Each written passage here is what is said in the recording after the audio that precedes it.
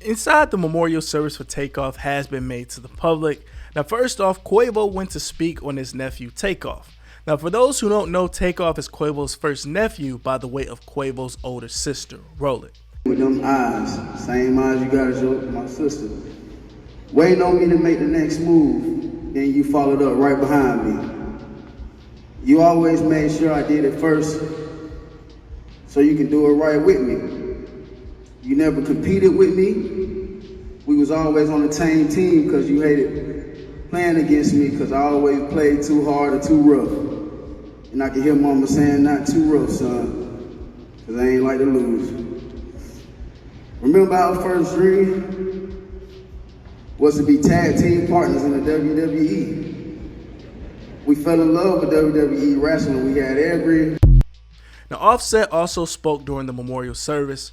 Now, according to the reports, they say Offset and Quavo actually came together during the ceremony. They're planning on focusing on their brotherhood and family.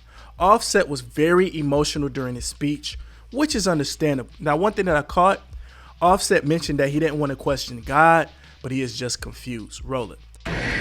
Change the culture of music forever.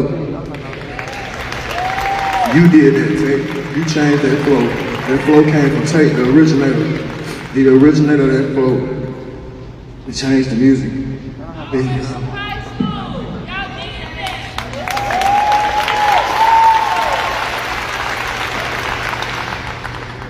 Lord, give us the strength.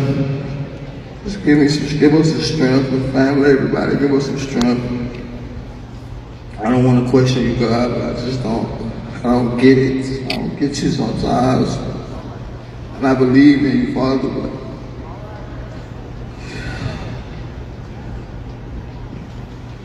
now, today, Quavo released a letter to his nephew Takeoff. Now, according to the reports, they say that Quavo and Take were raised together, basically. Quavo's mother watched after Takeoff.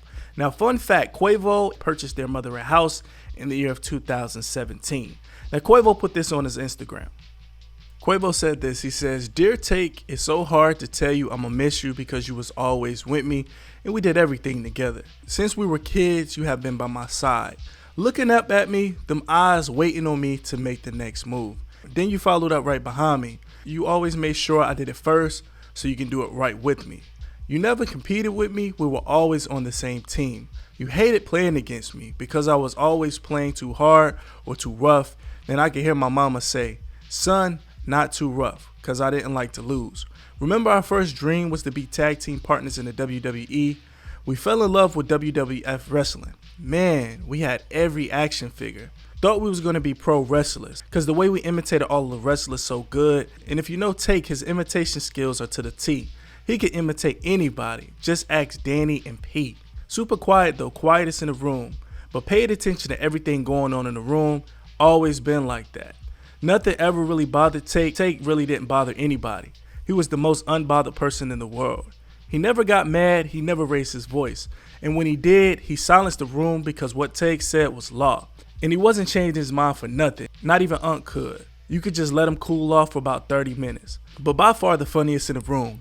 Once you got him going, he wouldn't stop. And last but not least, he took time with everything. He called it takeoff time. Whenever we would be running late to shows, he would always say God will get us there on time. Some shows God did, and some shows we were late. The point is, he trusted God though. Throughout this whole time, he had a real passion for music, and it was his dream to become a rapper because I didn't know what I wanted to do.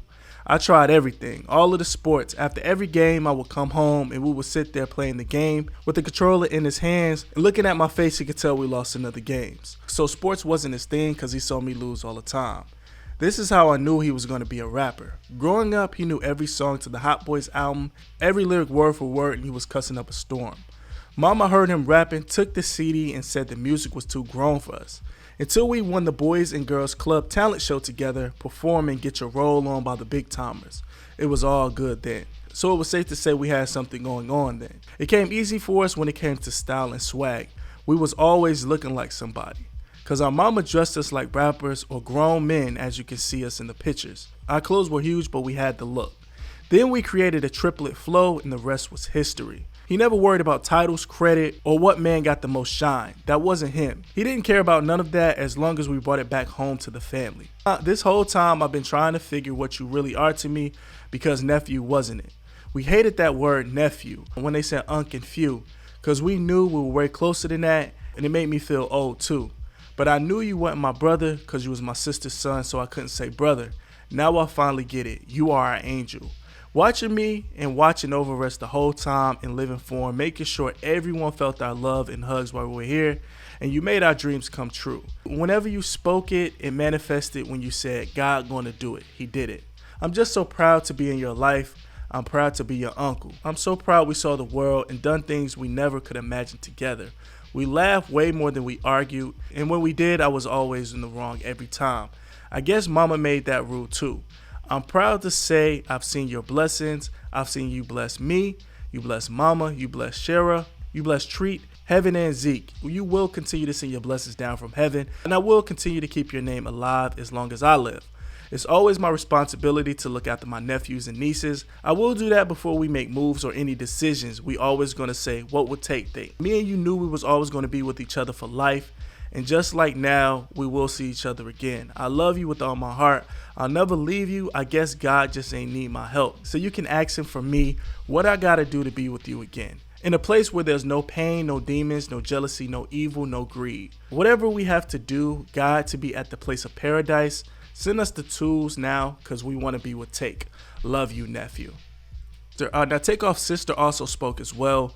She said this. She says, I see my brother today for the first time in years. I got to see him in person, not just on the screen. Never in a million years did I think that our meeting up was going to go like this or for a reason anywhere near this. He looked beautiful. He didn't look different. He looked like himself. I'm so blessed to have known him the way I did. He's in the best place to be, and I'll see him again. I love him so much, and he'll continue to be the inspiration to me. I'm so incredibly proud of him, and I'm happy he got to show the world who he was and is. Now, Drake was in attendance as well during that memorial service. He spoke. This actual recording was recorded in small pieces. In this clip, Drake talks about Takeoff and how he wore his shades. Roll it. Forever balanced. Whenever he would take his shades off, he had this thing about him that I love. No matter what was going on around us, he was like always kind of squinting, but like his eyes were wide open. Now, Cardi B also made a dedication to Takeoff after the memorial service. Now, she went to her Instagram page and she said this. She says, untimely passing has brought a great deal of pain and sorrow to so many lives. The impact you had in this world was so considerable, and we have struggled to grasp this tragedy. I am heartbroken. I am forever grateful of all of the precious memories we got to share with you while you were with us. This has truly been a nightmare, and the pain is incomparable. The emptiness your brothers are feeling is unbearable, and I pray that you give Offset, Quavo, and your friends and family the strength to keep going as they are trying to cope with this loss. I believe that angels send signs and beautiful dreams to loved ones to assure them that they're watching them and they're okay and happy. Send your mom some of those. As a Migos fan, it hurts me to look at the pictures and videos of y'all together and hearing y'all songs change the music industry and move the culture and had the clubs lit. It hurts because I know it will never be the same again. But I know your bros and your fans will make sure the world never forgets the impact you made. I will remember your remarkable talent and your dope-ass personality. I pray that you are at peace and in paradise because you deserve every bit of it. I know God opened the heavenly gates for you with a warm embrace. Rest in power, Takeoff, but I will also love you for life and after. Now, according to the reports, they say that Jay Prince and the entourage was not in attendance for this memorial in Atlanta, but they did show love to Takeoff, having a memorial set up at that scene where he died in Houston, Texas. Now, according to Micaiah Hatfield, they also released doves. There's somebody in the room, you feel me? I ain't the loudest one, I'm the quiet one, you feel me?